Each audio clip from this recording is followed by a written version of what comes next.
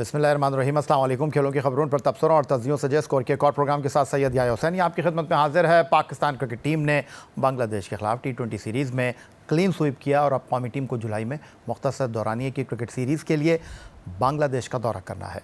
Pakistan cricket board ने हालिया कुछ दौरों पर सीनियर क्रिकेटर्स को आराम कराते हुए बेंच स्ट्रेंथ बनाने पर जोर दिया। इसमें वो कामयाब भी रहे, जिसके बाद कप्तान रहने वाले 3 साबिक क्रिकेटर्स बाबर आजम, शाहीन आफरीदी और मोहम्मद रिजवान को टीम से ड्रॉप कर दिया गया, जिसके बाद उनके मुस्तकबिल के बारे में चहमगोइयाँ शुरू हो गई हैं। मीडिया रिपोर्ट्स के मुताबिक कप्तानी को लेकर टीम में इख्तलाफात और एक यूनिट ना होकर खेलने की खबरें भी गर्दिश करती रहीं, लेकिन अब पाकिस्तान क्रिकेट बोर्ड ने खिलाड़ियों को एक वाज़ेह पैगाम देने के लिए 3, 4 और 5 जून को वाइट बॉल के टॉप परफॉर्मर्स को लाहौर तलब कर लिया है। पाकिस्तान क्रिकेट बोर्ड ने 22 प्लेयर्स को रिपोर्ट करने के लिए कहा है, जिनमें तीनों साबिक कप्तान मोहम्मद रिजवान, बाबर आजम और शाहीन आफरीदी भी शामिल हैं। 22 क्रिकेटर्स 3 मुख्तलिफ ग्रुप में मुख्तलिफ कैंप में शिरकत करेंगे। इत्तलात के मुताबिक ग्रुप में खिलाड़ियों की फिटनेस और परफॉर्मेंस का जायज़ा लिया जाएगा। इन खिलाड़ियों में पाकिस्तान सुपर लीग और डोमेस्टिक के परफॉर्मेंस को भी मदऊ किया गया है। सीनियर खिलाड़ी तीनों ग्रुप के मुख्तलिफ ट्रेनिंग सेशंस में शिरकत करेंगे। हेड कोच माइक हसन दीगर कोचेस के हमरा टॉप परफॉर्मेंस के साथ मुलाकात करेंगे और मुस्तकबिल का लाहे अमल देंगे। पाकिस्तान क्रिकेट बोर्ड के तलब करदा खिलाड़ियों में बाबर आजम, मोहम्मद रिजवान, शाहीन शाह आफरीदी, सऊद शकील, उस्मान खान, शाहिद अजीज़, अब्बास आफरीदी, सलमान मिर्ज़ा, मीर हमज़ा, अब्दुल्ला शफीक, ख्वाजा नाफे, हैदर अली, अहमद दानियाल, मेहरान मुमताज़, खुरम शहजाद, मां सदाकत, मोहम्मद नवाज़, आमिर जमाल, नसीम शाह, सुफियान मुकीम, अली रज़ा और तैयब ताहिर शामिल हैं। एक जानिब पाकिस्तान क्रिकेट बोर्ड ने वाइट बॉल के डोमेस्टिक परफॉर्मेंस को लाहौर तलब किया है, तो दूसरी जानिब नए सेंट्रल कॉन्ट्रैक्ट को तश्कील देने के लिए गौर शुरू कर दिया गया है। ये मौजूदा 3 साला मालियाती ढांचे का आखिरी साल है, जो 2023 में पाकिस्तान क्रिकेट बोर्ड के साबिक सरबराह चौधरी ज़का अशरफ के दौर में मुतारिफ कराया गया था। पाकिस्तान क्रिकेट बोर्ड को ये कॉन्ट्रैक्ट 1 जुलाई 2023 से कबल जारी करने थे, लेकिन बोर्ड में क़यादत की तब्दीली और खिलाड़ियों के साथ तवील मुज़ाकरात, जिनमें खिलाड़ी पाकिस्तान क्रिकेट बोर्ड की आमदनी में ज़्यादा हिस्सा मांग रहे थे, ताख़ीर का बायस बने। मीडिया रिपोर्ट्स के मुताबिक इस बात का इम्कान है कि सेंट्रल कॉन्ट्रैक्ट के इसके आखिरी साल में कुछ तब्दीलियाँ मुमकिन हैं। फ़खर जमान, फास्ट बॉलर हसन अली और फ़हीम अशरफ की शमूलियत का इम्कान है, जो गुज़िश्ता साल इस फहरिस्त का हिस्सा न थे, लेकिन असल सवाल कैटेगरी ए में शामिल होने वाले खिलाड़ियों का है। गुज़िश्ता साल पाकिस्तान क्रिकेट बोर्ड ने शाहीन शाह आफरीदी की कैटेगरी बी में तनज़ुली की थी और कैटेगरी ए में सिर्फ मोहम्मद रिजवान और बाबर आजम को रखा गया था, लेकिन गुज़िश्ता 1 साल के दौरान टेस्ट, वनडे और T20 क्रिकेट में ये तीनों क्रिकेटर्स सारे फॉर्मेट नहीं खेले और उन्हें कौमी टीम से ड्रॉप भी किया गया। शाहीन आफरीदी, बाबर आजम इंग्लैंड के खिलाफ टेस्ट सीरीज से ड्रॉप किए गए। मोहम्मद रिजवान, बाबर आजम और शाहीन शाह आफरीदी को जिम्बाब्वे के खिलाफ T20 सीरीज़ में बिठाया गया। न्यूजीलैंड के खिलाफ भी मोहम्मद रिजवान और बाबर आजम टीम का हिस्सा न थे और वनडे सीरीज़ में शाहीन शाह आफरीदी टीम में शामिल नहीं थे। माजी में तीनों फॉर्मेट खेलने वाले सीनियर क्रिकेटर्स को ए कैटेगरी में शामिल किया जाता है। अब देखना यह है कि पाकिस्तान क्रिकेट बोर्ड इस मरतबा किस खिलाड़ी को ए कैटेगरी में बरकरार रखती है और किसे ड्रॉप करती है और किसे इसमें तरक्की हासिल होती है। और अब हम चलेंगे इस्लामाबाद, जहां वीडियो लिंक पर हमारे साथ मौजूद हैं पाकिस्तान क्रिकेट टीम के साबिक टेस्ट विकेट कीपर, साबिक टेस्ट कैप्टन राशिद लतीफ़ साहब। खुश आमदीद कहेंगे आपको। राशिद लतीफ़ साहब, पाकिस्तान क्रिकेट बोर्ड ने बांग्लादेश के खिलाफ सीरीज़ में शाहीन, बाबर, रिजवान को आराम कराया और उनके बगैर टीम पाकिस्तान ने शानदार कारकर्दगी का मुजाहरा किया। लाहौर में इस टीम को देखने के लिए बड़ी तादाद में लोग भी आए, टीम की कारकर्दगी को प्रेज़ भी किया और सीरीज़ के फ़ौरन बाद क्रिकेट बोर्ड ने इन तीनों खिलाड़ियों समेत 22 क्रिकेटर्स को लाहौर तलब किया है। आप क्या कहेंगे? जी, माइक हैसन ने शायद कैंप लगवाया है, इसके बाद ईद के बाद शायद मुमकिन हो ये। और अच्छे प्लेयर हैं, कुछ परफॉर्मर नए भी हैं, कुछ पुराने भी हैं। बाबर, शाहीन और रिजवान आपको पता ही है। और उसके अलावा कुछ नए, शाहिद अजीज़ का नाम नज़र आया है, फिर उसके बाद मां सदाकत का नज़र आया है। कुछ नाम रह गए, वो भी शायद इंक्लूड कर लिए जाते तो शायद इतना बुरा ना होता। जिसमें कामरान गुलाम है, अगर हों तो मैं माजरत चाहता हूँ, लेकिन मोहम्मद हसनैन है, जिसमें उबैद हैं जो कि अच्छे बॉलिंग की है उन्होंने मुल्तान सुल्तान से। उस्मान तारिक है, उन्होंने भी बेहतर बॉलिंग की है, अच्छी बॉलिंग की है। और यही प्लेयर हैं। और मोहम्मद नईम है रावलपिंडर से। अगर कोई इसके अंदर इंक्लूड है मुझे नहीं पता, लेकिन ऐसा लगा कि इनको इन प्लेयर को भी इंक्लूड कर लिया जाता तो ज़्यादा बेहतर होता। लेकिन फिर भी अच्छा कदम उठाया है माइक हैसन ने। और इनमें से वे प्लेयर देखेंगे कि वाइट बॉल में वनडे के कौन से हैं और T20 के कौन से हैं, और यंग प्लेयर पे इन्हिसार करेंगे फ्यूचर में चाहे तो। अच्छा इकदाम है मेरे ख्याल से। अच्छा इकदाम है। राशिद लतीफ़ साहब का कहना है कि पाकिस्तान क्रिकेट बोर्ड मुस्तकबिल को मद्देनज़र रखते हुए फैसले कर रहा है। मोहम्मद नईम की आपने बात की, पाकिस्तान सुपर लीग में लाहौर कलंदर के लिए उमदा कारकर्दगी किया और सीज़न 10 2025 में टीम की जीत में उन्होंने मरकज़ी किरदार अदा किया। 12 मैचों में 3 निफ सेंचुरियों के साथ 162.69 के स्ट्राइक रेट से मोहम्मद नईम ने 314 रन स्कोर किए। और एक लम्हे पर तो ये कहा जा रहा था कि जी मोहम्मद नईम को बांग्लादेश के ख़िलाफ़ सीरीज़ में मौका देना चाहिए, लेकिन लगता है कि फ़िलहाल सिलेक्शन कमेटी क्रिकेट बोर्ड की प्लानिंग में वो हैं नहीं, क्योंकि उनको 22 खिलाड़ियों में मदू ना करना या तो भूल चूक हो गई है, या जिस तरह आपने खुलासा किया, या फिर कुछ और। भूल चूक हो सकती है, हो गई हो, क्योंकि ये देख रहे होंगे कितने ओपनर्स हमें रखने हैं, बाबर है या रिजवान है या दूसरे हैं, देख लिए होंगे अब्दुल्ला शफीक को लिया है। लेकिन एक्स्ट्रा ऑर्डिनरी जो प्लेयर होते हैं वो नजर आ जाते हैं। शुरू में इन्होंने रन नहीं किए, जिसमें क्रिटिसाइज भी किया अलाउड के अंदर को, शाहीन को, के गलत फैसला है। लेकिन जिस तरह तो उन्होंने बैटिंग की है और निडर होके बेखौफ होके जो बैटिंग की है, तो गेम को हमें वही प्लेयर चाहिए जो पावर प्ले में डिसाइड करें, सिर्फ हल्की बॉलिंग पे नहीं, अच्छी बॉलिंग पे। उन्होंने अच्छे बॉलर्स को मारा है और मैं गवाह नहीं, पूरा पाकिस्तान गवाह है। तो कम अज कम उनका इतना बनता था कि वो इस कैंप में आते और पहला कैंप अटेंड करते। लेकिन कहीं ना कहीं इनकी नजरों, पाकिस्तान क्रिकेट बोर्ड की, माइक हैसन की और सलमान अली आगा की दिमाग में जरूर चल रहा होगा कि कहीं ना कहीं हमें मोहम्मद नईम को यूटिलाइज करना है। यू नेवर नो कि नेक्स्ट जो टूर है हमारा बांग्लादेश का या आयरलैंड का खेल रहे हैं या हम अफगानिस्तान खेल रहे हैं, हो सकता है कहीं ना कहीं वो नजर आए खेलते हुए। पाकिस्तान के साबिक टेस्ट विकेट कीपर, कौमी क्रिकेट टीम के साबिक टेस्ट कैप्टन राशिद लतीफ़ वीडियो लिंक पर इस्लामाबाद से हमारे साथ। पाकिस्तान क्रिकेट बोर्ड का मंजरनामा तब्दील हो रहा है, तजुर्बेकार और अहम खिलाड़ियों की जगह नौजवान खिलाड़ी ले रहे हैं। राशिद लतीफ़ साहब इस तमाम सूरत हाल को किस तरह देख रहे हैं, पाकिस्तान क्रिकेट को मुस्तकबिल में किस अंदाज में आगे बढ़ता हुआ देख रहे हैं? मज़ीद गुफ्तगू एक ब्रेक के बाद।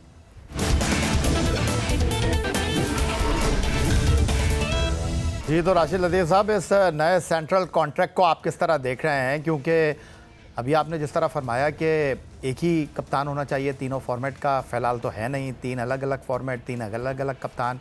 और पिछले 2 साल एक कैटेगरी में बाबर और रिजवान, ये वो 2 खिलाड़ी थे जो आपको खड़े दिखाई दिए, क्योंकि वो तीनों फॉर्मेट खेल रहे थे। बाकी खिलाड़ी कोई 2 फॉर्मेट खेल रहा था, कोई 1 फॉर्मेट खेल रहा था। लेकिन पिछले 1 साल में बहुत कुछ बदला है। रिजवान और बाबर की कारकर्दगी में तसलसल नहीं रहा है। रिजवान और बाबर जो टीम पाकिस्तान के लिए लाजिम और मज़लूम समझे जाते थे, अब उनको टीम से ड्रॉप किया जा रहा है। तो ये जो नया सेंट्रल कॉन्ट्रैक्ट है, उस पर आप क्या कहेंगे? देखिए, नया सेंट्रल कॉन्ट्रैक्ट टाइम पे मिल जाना चाहिए। लास्ट टाइम भी अक्टूबर में हमने 25 प्लेयर अनाउंस किए, 25-26 प्लेयर, जिसमें से हमने बहुत लास्ट में खिलाया शादाब खान को, मोहम्मद वसीम जूनियर को हमने खिलाया ही नहीं सके कहीं भी, हालांकि वो पेड थे।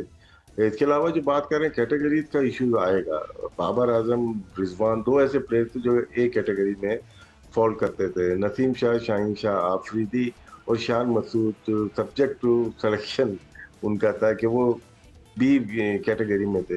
सी में बहुत सारे थे, शायद वो बी में प्रमोट हो सकते हैं, जिसमें अब्दुल्ला शफीक, आप कह सकते हैं शादाब खान, अबरार, साजिद खान, सलमान अली आगा, जो कि शायद डबल जंप लगा सकते हैं एज ए कैप्टन भी और एज ए प्लेयर भी। उनकी परफॉर्मेंसेज जो मैं देखता हूँ टेस्ट मैचेस में, अच्छी बुरी दोनों रही, उन्होंने परफॉर्म किया। स्पेशली ओडीआई में, फिर T20 में लेके आए उन्होंने, वहां पे भी रन किए। तो एक ही प्लेयर जो लगता है जो कि वहां पे जा सकता है, 50-50 चांसेस है, वो सलमान अली आगा है। उसके अलावा हम जो बात कर रहे थे कैंप के लिए, विकेट कीपर्स में हसीबुल्ला भी रह गए, जो कि सेंट्रल कॉन्ट्रैक्टेड प्लेयर हैं। बाकी जो प्लेयर है हमारे पास, टेस्ट मैचेस के बहुत ज्यादा प्लेयर मौजूद हैं सेंट्रल कॉन्ट्रैक्ट में, और टेस्ट मैचेस हम खेल नहीं रहे। 2 मैचेस हम खेलेंगे इस साल, उस पे भी हमें देखना चाहिए कि टेस्ट मैचेस कितने सारे सेंट्रल कॉन्ट्रैक्टेड प्लेयर हैं, हुरैरा है, अमीर हमजा है, या साजिद है, या नोमान अली है, इनको फिर अभी यूटिलाइज करना है। तो हमें भी इंटरनेशनल डिपार्टमेंट को चाहिए कि सेंट्रल कॉन्ट्रैक्ट अगर दे रहे हैं, उनको हम पे कर रहे हैं, हम टेस्ट मैच तो खेल ही नहीं रहे, तो मैचेस की तादाद पाकिस्तान की ज्यादा होनी चाहिए। तो ऐसा समझता हूँ कि सेंट्रल कॉन्ट्रैक्टेड में ए जो कैटेगरी जिसकी आपने बात की, लास्ट ईयर 2 थे, इस दफा एक भी होता हुआ नजर नहीं आ रहा। बाई फोर्स कर सकते हैं आप सलमान अली यादव को कैप्टन बना के। तो अब बड़ी दिलचस्प सूरत हाल है राशिद लतीफ़ साहब के बाबर रिजवान इन, आपको लगता है कि सेंट्रल कॉन्ट्रैक्ट में इस बार ए कैटेगरी में रह पाएंगे, आपको नज़र आ रहे हैं, या आपको लगता है कि नहीं जी ए कैटेगरी में तो नहीं होंगे? नहीं नहीं, सवाल नहीं पैदा होता, इसमें बी में ही आएंगे, मुझे ऐसा लगता है। देखिए टाइम चेंज होता है, तब्दील होता है, और आपका टाइम था ए में गए, खेले, परफॉर्म किया पाकिस्तान के लिए तीनों फॉर्मेट में।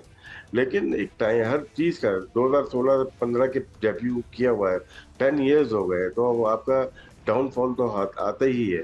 तो उसके लिए आपको एक मकाम पे स्टे रहने के लिए बहुत मेहनत की जरूरत है, और शायद कहीं चूक हुई है जिसकी वजह से आज हम ये बात कर रहे हैं कि इनको एक कैटेगरी ए का कॉन्ट्रैक्ट नहीं मिलना चाहिए। और अगर देंगे वो तो पीसीबी की मंशा है, वो किसी को भी दे सकते हैं अपने मेथड को देख के, लेकिन मुझे नहीं लगता कि इनको कैटेगरी ए दी जाएगी। ए कैटेगरी दी जाएगी आपको नहीं लगता? काफ़ी मुश्किल सूरत हाल है। लेकिन दूसरी तरफ दो फास्ट बॉलर हैं, हारिस रऊफ़ और नसीम शाह। आपने नसीम शाह को मुंतखब किया, इससे पहले आपने उनको ड्रॉप किया था न्यूजीलैंड के खिलाफ T20 सीरीज़ में। आप उनको टीम में वापस लेकर आए, उनकी कारकर्दगी पर सवालिया निशान था। माइक हेसन जो कि इस्लामाबाद यूनाइटेड के कोच थे, वो पाकिस्तान टीम के भी कोच हैं, लेकिन तीनों T20 मैचों में बांग्लादेश के खिलाफ नसीम शाह को मौका नहीं मिला। आखिरी T20 मैच में आपने हारिस रऊफ़ को ड्रॉप किया। आपको इनका मुस्तकबिल सेंट्रल कॉन्ट्रैक्ट में कहाँ दिखाई दे रहा है?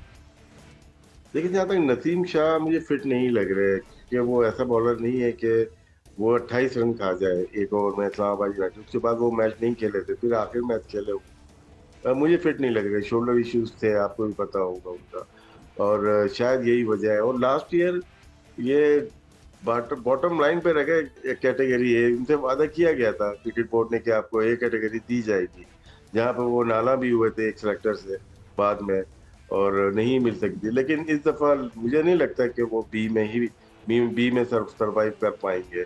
तो ये एक रीजन आप कह सकते हैं कि जिसकी वजह से आपका हारिस का, देखिए ऑस्ट्रेलिया और साउथ अफ्रीका तो अच्छा किया, वो अच्छी बॉलिंग की उन्होंने, लेकिन पीएसएल अगर देखते हैं वो लोकल टूर्नामेंट था एक तरह से, और अभी हम देखते हैं तो उनका बहुत तेजी से डाउनफॉल हुआ है बॉलिंग में। अगर हम उनकी बात करते हैं, लास्ट टाइम जब नकवी साहब आए थे, उन्होंने इनका सेंट्रल कॉन्ट्रैक्ट मुअत्तल कर दिया था। ये बात 15 फरवरी 2024 की है, लेकिन एक महीने बाद 15 मार्च को उनको दोबारा बहाल कर दिया गया था। तो समझ में नहीं आया कि जब किया गया था क्यों किया गया था, और वापस आए। इस दफा सेंट्रल कॉन्ट्रैक्ट में शायद वो डी कैटेगरी में जा सकते हैं, लगता है ऐसे ही परफॉर्मेंस। अगर हम बात करें शाहीन की और बाबर रिजवान की या की, तो हारिस की भी कैटेगरी नीचे जाएगी। राशिद लतीफ़ साहब, होता ये है कि हम सेंट्रल कॉन्ट्रैक्ट अनाउंस तो कर देते हैं, लेकिन उस सेंट्रल कॉन्ट्रैक्ट में शामिल खिलाड़ी जो हैं, कई साल ऐसा देखा गया है कि एक मैच भी नहीं खेले। तो मैं 4 खिलाड़ियों के नाम आपके सामने रख रहा हूँ, इनका मुस्तकबिल किस तरह देख रहे हैं? सेंट्रल कॉन्ट्रैक्ट में बाज़ाहिर तो ऐसा ही लग रहा है कि जगह बना पाएंगे। एक तो आपके वाइस कैप्टन शादाब खान हैं, उनकी सिलेक्शन हमेशा हदफ तनकीद रही है। बांग्लादेश की सीरीज़ में एक मैच में वो प्लेयर ऑफ द मैच भी रहे हैं, लेकिन जब आप बाहर जाकर खेलेंगे तो अब नंबर 4 पर हसन खेल रहे हैं, तो उनकी बैटिंग के ऊपर आप किस तरह आपको लग रहा है? फ़हीम अशरफ हो गए, हसन अली हो गए, खुशदिल शाह हो गए, बाज़ाहिर यही लग रहा है कि ये 4 क्रिकेटर आपको साल 2025-26 के सेंट्रल कॉन्ट्रैक्ट में नज़र आ रहे हैं, लेकिन इनका पाकिस्तान वाइट बॉल टीम में मुस्तकबिल आप क्या देख रहे हैं? देखिए शादाब का जहाँ तक ताल्लुक है कि हम लोग वर्ल्ड कप खेलने जा रहे हैं फरवरी में, श्रीलंका में हमारे मैचेस हैं, तो वहाँ पे तो देखिए T20 वर्ल्ड कप नहीं होता तो शायद हम कहते हैं नहीं, लेकिन उनकी यूटिलाइजेशन तो होगी। वो प्लेयर ऐसे हैं, वो अपनी खुद ही परफॉर्मेंसेज नहीं की ना, प्लेयर तो वो अच्छे रहे, मोस्ट विकेट्स हैं उनके पास, 100+ विकेट्स हैं, रन है, स्ट्राइक रेट अच्छा है।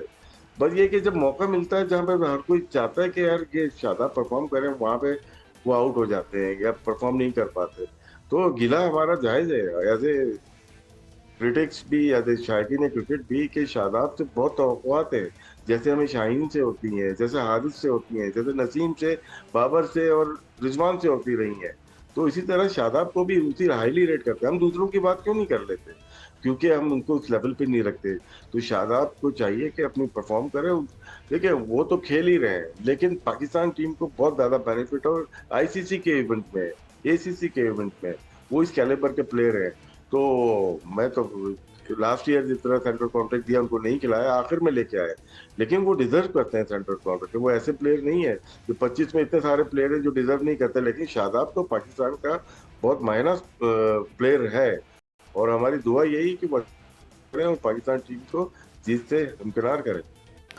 तो राशिद लतीफ़ साहब, चौधरी ज़का अशरफ साहब ने सीनियर खिलाड़ियों की, टीम खिलाड़ियों की बात को माना। 3 साल का सेंट्रल कॉन्ट्रैक्ट आया, खिलाड़ियों के मुआवजे में इजाफा किया गया, इंटरनेशनल क्रिकेट कौंसिल का जो रेवेन्यू था उसमें से भी हिस्सा डाला गया।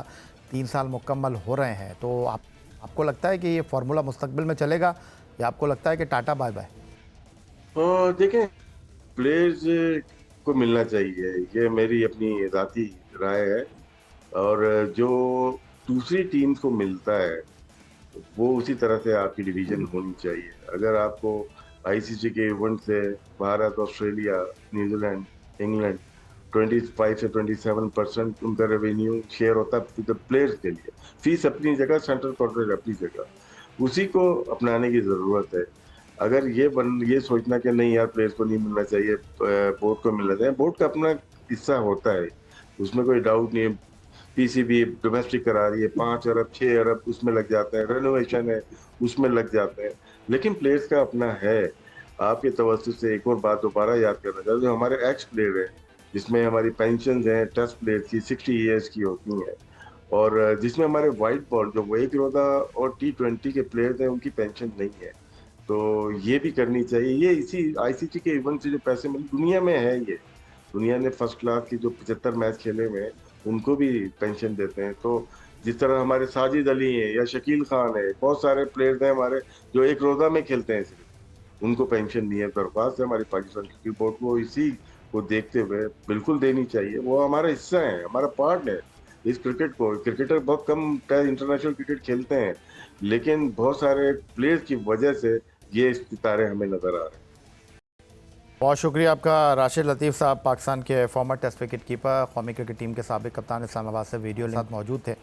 और पाकिस्तान क्रिकेट का जो मंजरनामा तब्दील होने को है, नए खिलाड़ियों की आमद के साथ, बासलाहियत होनहार खिलाड़ी जिन्होंने पाकिस्तान सुपर लीग में उम्दा कारकर्दगी का मुजाहरा किया और उन्होंने तजुर्बेकार खिलाड़ियों की जगह ली।